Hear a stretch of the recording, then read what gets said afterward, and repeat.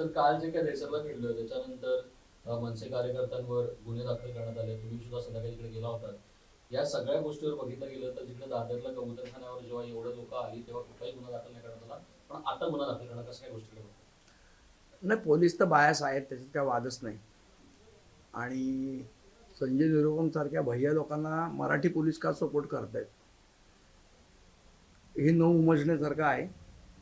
आम्ही असं कालपर्यंत मानत होतो. सन्माननीय एकनाथ शिंदे सरकारमध्ये आहेत.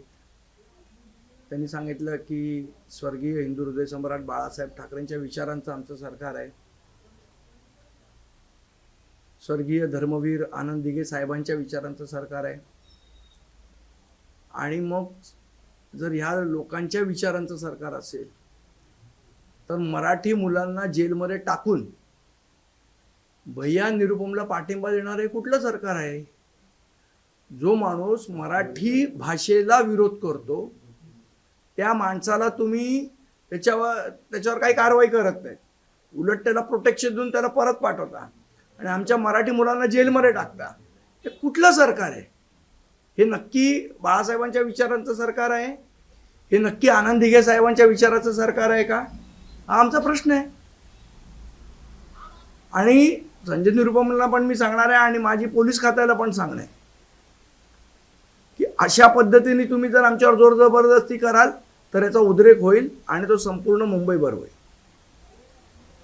त्यामुळे त्या संजय निरुपमला तुम्ही काय कंट्रोल करायचं तो करा, नाही तर आमच्यावर अशा केसेस टाकून जर तुम्ही आम्हाला दाबण्याचा प्रयत्न केलात तर ते शक्य होणार नाही. त्यांचं म्हणणं आहे की जबरदस्तीने केलेली जोर जबरदस्ती केलेली भाषा जी आहे ती व्यवस्थित शिकली जात नाही, त्याऐवजी प्रेमाने समजावून सांगा असं देखील ते म्हणतात त्यांच्या भाषणामध्ये. किती वर्ष प्रेमाने सांगणार? 1960 सालापासून प्रेमानेच सांगतोय त्यांना. अजून किती प्रेमाने सांगणार? मला असं वाटतं शाळेत पण आपल्याला शिक्षक प्रेमाने सांगायचे की बाबा भाषा शिक, कुठली भाषा असेल ती यायची नाही. मग जर शाळेत छडी मारली की भाषा यायची. मला असं वाटतं मराठीत एक म्हण आहे, छडी लागे छम छम विद्या ये घम घम. आता जोपर्यंत प्रेमाने सांगतो तोपर्यंत तुम्ही शिकत नव्हता. आणि मुळात विषय असा आहे, काल अनेक उत्तर भारतीय जे रिक्षा चालवणार आहेत, टॅक्सीवाले आहेत, हे आमच्या पक्षातल्या अनेक कार्यकर्त्यांना पदाधिकाऱ्यांना भेटले. त्यांचं म्हणणं असं आहे की आम्ही भाषा शिकायला तयार आहोत, आम्ही भाषा बोलतो सुद्धा. मग जर त्या लोकांचं कुठल्याही प्रकारे त्याच्याबद्दलचं ऑब्जेक्शन नाही तर संजय निरुपमचं ऑब्जेक्शन असण्याचं कारण काय? ते लोक भाषा शिकायला तयार आहेत, ते म्हणतात आम्हाला इथे पोट भरायचं, आम्ही भाषा शिकू. संजय निरुपमला काय प्रॉब्लेम आहे? प्रॉब्लेम कुठल्याही रिक्षेवाल्याला नाही, कुठल्या टॅक्सीवाल्याला नाही आहे. प्रॉब्लेम हे संजय निरुपम आणि शशांकराव सारख्या लोकांनाच आहे. नाही वापरला शब्द तो.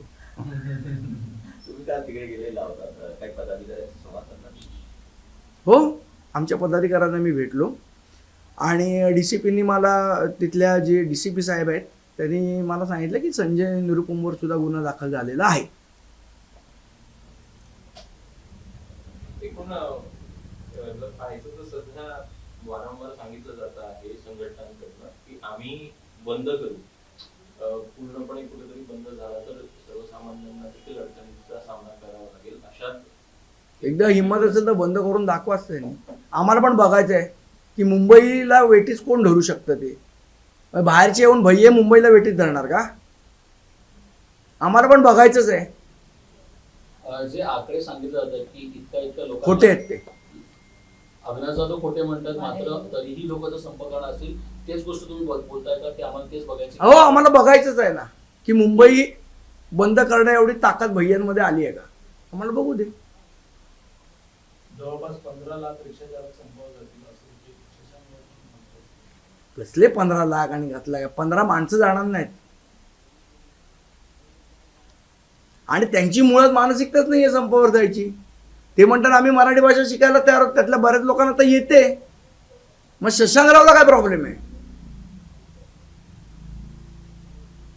आणि कायदा आहे, कायद्याचं तुम्हाला पालन करावंच लागेल ना. जर कायदा आहे तर ते कायद्याचं पालन करणार नाही, हा कुठला उर्मटपणा आणि उद्धटपणा?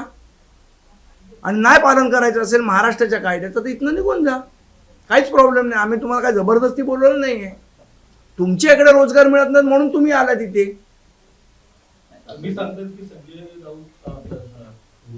निरुपमवर गुन्हा दाखल झालेला आहे, मात्र त्याला कुठे अटक केलेली नाही. नाही, माझ्या मते तो काही अटकपात्र गुन्हा नसेल, त्यामुळे केली नसेल अटक. काय अटक बिटक करायची तर ते आम्हालाच करतात. संजय निरुपमला वगैरे भैया लोकांना सूट दिली आहे पोलिसांनी. कायद्याच्या बाबतीमध्ये विचारतो, काल परिवहन विभागाने पुन्हा आता सूचना आणि हरकती मागवणारा एक ड्राफ्ट तयार केलेला आहे, याच्यामध्ये मराठी सक्ती करण्यात येत आहे. याचा अर्थ यापूर्वीचं जे परिपत्रक आहे ते कुठेतरी कायदेशीर कारवाई करण्यापुरतं पुरेसं नव्हतं, आणि त्यामुळे आता परिवहन विभागाने आता हे ड्राफ्ट काढलेला आहे. त्यामुळे 30 जर दिवस कायद्यात लागणार. त्रुटी असतील तर 30 दिवस लागू दे, नाही तर 20 दिवस लागू दे, कायद्याची अंमलबजावणी झाली पाहिजे. आमचं काय म्हणणं नाही की 2 दिवसातच अंमलबजावणी करा. कायद्याची अंमलबजावणी होणं महत्वाचं आहे. विषय फक्त मध्ये सोडू नये प्रताप सरनाईक यांनी, एवढीच विनंती आहे. कुठल्याही दबावाला त्यांनी बळी पडू नये. शिवसेनेतच 2 गट दोन पडले गट आहे. संजय निरुपम एकीकडे वेगळी भूमिका घेतली. मला असं वाटतं जर आज आनंद दिघे साहेब असते तर संजय निरुपमच्या त्यांनी स्वतः कानाखाली मारली असती. तर दिघे साहेब नाहीत तर निदान शिंदे साहेबांनी तरी मारावी.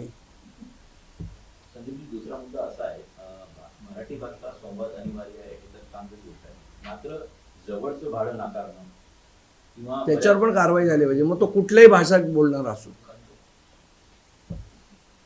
एका ज्येष्ठ पत्रकाराला ठाण्यामध्ये असा अनुभव आला की तो प्रवास करत होता, जवळचं भाडं नाकारण्यात आलं त्याला, पण अमराठी रिक्षाचालकांनी त्यांनी भाडं नाकारलं नाही आणि तो संबंधित ठिकाणावर. मी म्हटलं ना, याच्यामध्ये मराठी अमराठीचा विषय नाहीये. भाडं कुठलंही घेतलंच पाहिजे, याच्याबद्दल काही दुमत असण्याचं कामान आहे. आणि हा ज्येष्ठ पत्रकार नाही, हा कॉमन मॅनला पण येणारा अनुभव आहे. सर, एक वेगळा प्रश्न. 2 दिवसांपासून एक प्रकरण मुंबईत सध्या चर्चेमध्ये आलेलं आहे. आगरीकरांमधील एका नाही, मला त्या प्रकरणाची माहिती नाही. पण मनसेची भूमिका एकंदरीत काय असेल? कारण प्रकरण मला- भाजपकडून केला जातोय मुंबईत. प्रकरण मी पूर्ण पहिले माहिती करून घेईन, मगच त्याच्यावर बोलेन. अर्धवट प्रकरणावर मी बोलणार नाही. बागेश्वर महाराजांनी एक वादग्रस्त वक्तव्य केलेलं आहे. ते असं म्हणतात की छत्रपती शिवाजी महाराज युद्धाच्या वेळी थकलेले होते आणि त्यानंतर त्यांनी तो वेडा आहे बागेश्वर महाराज. हा कोण आहे बागेश्वर त्यांच्याकडे महाराज? जाऊन ते असं म्हणाले होते की आता तुम्हीच युद्ध कोण हा बागेश्वर महाराज? कोण? काय इतिहास तज्ञ आहे? कोण आहे? त्याला काय अक्कल आहे? आणि अक्कल नसलेल्या लोकांच्या बद्दल आपण का चर्चा करतोय? त्याचा काय ऐतिहासिक काही त्याच्यावर डिग्री आहे का? त्याचा अभ्यास आहे काय? काय आहे त्या बागेश्वर महाराजाचं? आणि तो काही बोलतो आणि त्याच्यावर आपण चर्चा करायची? मला असं वाटतं आपण स्वतःहून विचार केला पाहिजे की बोलणारी व्यक्ती सुज्ञ आहे की नाहीये. एखादा रस्त्यावरचा वेडा काहीतरी बोलतोय आणि त्याच्यावर आपण पत्रकार परिषदेमध्ये चर्चा करतोय, मला वाटतं ते योग्य ठरणार नाही.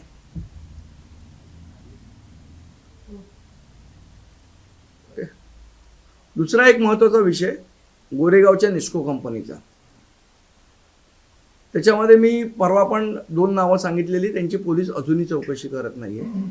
त्यातलं एक नाव होतं, अतिशय महत्वाचं नाव होतं, ते म्हणजे त्याचे ऑर्गनायझर कृष्णा पटेल. आणि दुसरं मी नाव सांगितलेलं त्याचे जे लायझनिंगवाले आहेत ते इंद्रजित सिंग. आता या इंद्रजित सिंगवर याच्या आधी सुद्धा एक खार पोलीस स्टेशनला FIR दाखल झालेला आहे. कशाचा FIR दाखल झालाय? तर त्याच्या ऑफिसमध्येच काम करणाऱ्या एका मुलाकडनं जबरदस्ती 1 लाख रुपये तिच्या मोबाईलमधनं ट्रान्सफर करून घेतले, असा तो FIR आहे. बरं, हे जे जबरदस्ती पैसे ट्रान्सफर करून घेतले, ही घटना कुठे घडली? तर ती खार पोलीस स्टेशनच्या अंतर्गत घडली. म्हणजे खार पोलीस स्टेशनमध्ये बसून त्याच्याकडनं जबरदस्ती पैसे ट्रान्सफर करून घेतले. त्याच्यामध्ये 2 खार पोलीस स्टेशनचे अधिकारी सुद्धा आरोपी आहेत. ते मॅटर न्यायालयात गेलं, तिकडनं FIR दाखल करण्याचे आदेश दिले आणि मग FIR दाखल झाला. म्हणजे पोलिसांमध्ये जो लायझनिंग करतो इंद्रजित सिंग, त्याची किती ओळख आहे, त्याचे किती कॉन्टॅक्ट आहेत, आणि मग या पोलिसांची साठलोट असणाऱ्या इंद्रजित सिंगला या संपूर्ण ड्रग केसमध्ये वाचवण्याचा प्रयत्न पोलीस कशावर न करणार नाहीत, हा प्रश्न आमच्या मनात उपस्थित राहतो. सर, याला जुलूमच विचारतो, कारण यामध्ये आणखी एक आरोपी जो आहे आनंद पटेल, त्याचे वडील लखन पटेल यांच्या संदर्भात देखील वेगवेगळ्या चर्चा सुरू आहेत, वेगवेगळी माहिती समोर येते. ते स्वतः रेशनिंग माफिया आणि हवाला माफिया आहेत आणि या ड्रग्स मध्ये देखील हवाला माफिया त्यांच्यावर आधी पण ड्रग्सच्या संदर्भातले केसेस आहेत. त्यांची कुठेतरी या संदर्भात त्यांना चौकशीपासून दूर ठेवलं जाते काय वाचलं खूप लोकांना दूर ठेवलं जातं. मी तुम्हाला नावं सांगतो, कृष्णा पटेल असेल, हा कोण लखन तो असेल, हा इंद्रजित सिंग आहे, या लोकांची चौकशीच करत नाही. आणि वरती कमिशनर साहेब सांगतात आम्ही कोणालाही स्पेअर करणार नाही. मग स्पेअर करणार नाही तर चौकशी का नाही होत? पोलीस आयुक्तांनी भेट देणार या प्रकरणात. आम्ही पोलीस आयुक्तांना पत्र लिहिलंय या प्रकरणात. प्रत्येक वेळा काय भेट घ्यायला पाहिजे असं नाही ना, पत्रावर पण होते ना कारवाई. आणि मुळात हा तुमच्या कॉन्शियसचा विषय आहे की तुम्हाला कोणाला वाचवायचं आहे का तुम्हाला निपक्षपातीपणे तपास करायचा आहे. हे पोलिसांना जगासमोर दाखवावं लागेल की आम्ही निपक्षपातीपणे तपास करतोय. बोलून होत नाही, कृती दिसावी लागते. म्हणजे कुणाकडे वाचवतं असं म्हणायचं की direct? निश्चितपणे वाचवत आहेत.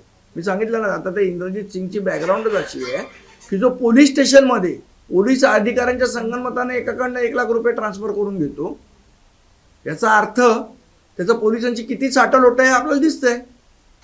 तुम्ही दहिसरलाही जाऊन आलात तेव्हा पण तुम्ही हे दोन नावं त्यांच्यासमोर पण घेतली होती, चिमट्यांसमोर. ते काय त्याच्यावरून अजूनपर्यंत त्याच्यावर तर काही चिमट्यांच्या तर चेहऱ्यावरची माशी झालत नाही, आता काय करणार त्याला. मग पुन्हा एकदा जाणार होते या सगळ्या संदर्भामध्ये? आम्ही पत्र लिहिलेलं आहे आणि आम्ही याचा फॉलोअप करणार. आणि जोपर्यंत हे होत नाही तोपर्यंत रोज आम्ही हे प्रश्न उपस्थित करतो. का रिमाइंडर पत्र सारखं पाठवतो का? नक्की पाठवत राहणार. आम्ही परवा सुद्धा पत्र पाठवलेलं आहे. DCP साहेबांना पण पाठवलं आहे, सिनियर साहेबांना पण पाठवलं आहे. आणि त्याची चौकशी करा. वॉचमन बिचमनवर सगळं प्रकरण घालून हे बंद करण्याचा प्रयत्न पोलीस करतायत, तो अत्यंत चुकीचा आहे.